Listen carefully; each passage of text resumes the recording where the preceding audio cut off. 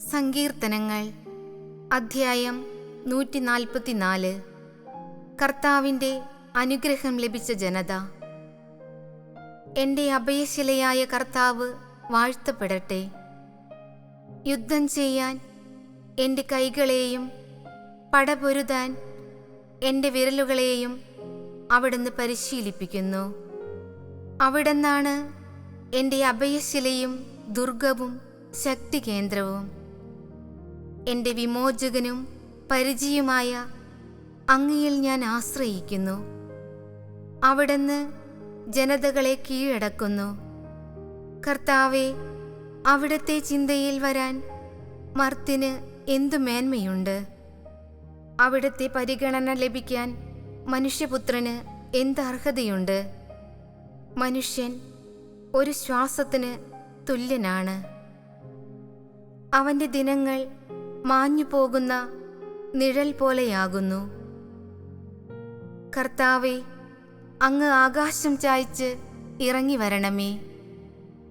പർവ്വതങ്ങളെ സ്പർശിക്കണമേ, അവ പുകയട്ടെ. ഇടിമിന്നലയച്ച് അവരെ ചിതറിക്കണമേ. അസ്ത്രങ്ങളയച്ച് അവരെ തുരത്തണമേ. ഉന്നതത്തിൽ നിന്ന് കൈനീട്ടി എന്നെ രക്ഷിക്കണമേ. പെരുവെള്ളത്തിൽ നിന്ന്, ജനതകളുടെ കയ്യിൽ നിന്ന് എന്നെ രക്ഷിക്കണമേ. അവരുടെ നാവ് വ്യാജം പറയുന്നു. അവർ വലതുകൈ ഉയർത്തി കള്ളസത്യം ചെയ്യുന്നു. ദൈവമേ, ഞാൻ അങ്ങേക്ക് പുതിയ കീർത്തനം പാടും. ദശതന്ത്രിനാദത്തോടെ ഞാൻ അങ്ങയെ പുകഴ്ത്തും. അങ്ങാണ് രാജാക്കന്മാർക്ക് വിജയം നൽകുകയും അങ്ങയുടെ ദാസനായ ദാവീദിനെ രക്ഷിക്കുകയും ചെയ്യുന്നത്. ക്രൂരമായ വാളിൽ നിന്ന് എന്നെ രക്ഷിക്കണമേ. ജനതകളുടെ കയ്യിൽ നിന്ന് എന്നെ മോചിപ്പിക്കണമേ. അവരുടെ നാവ് വ്യാജം പറയുന്നു.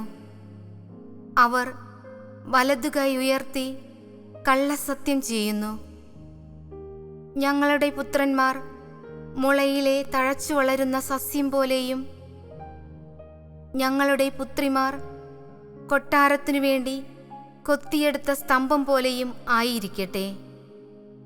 ഞങ്ങളുടെ അറപ്പുരകൾ എല്ലാത്തരം ധാന്യങ്ങളും കൊണ്ട് നിറഞ്ഞിരിക്കട്ടെ. ഞങ്ങളുടെ ആടുകൾ ഞങ്ങളുടെ വയലുകളിൽ ആയിരങ്ങളും പതിനായിരങ്ങളുമായി പെരുകട്ടെ. ഞങ്ങളുടെ കന്നുകാലികൾ വന്ധ്യതയോ അകാല പ്രസവമോ ഇല്ലാതെ വർദ്ധിക്കട്ടെ. ഞങ്ങളുടെ തെരുവീഥികളിൽ ദീനരോധനം കേൾക്കാതിരിക്കട്ടെ. ഇപ്രകാരം അനുഗ്രഹം ലഭിച്ച ജനത ഭാഗ്യമുള്ളത്. കർത്താവ് ദൈവമായുള്ള ജനത ഭാഗ്യമുള്ളത്.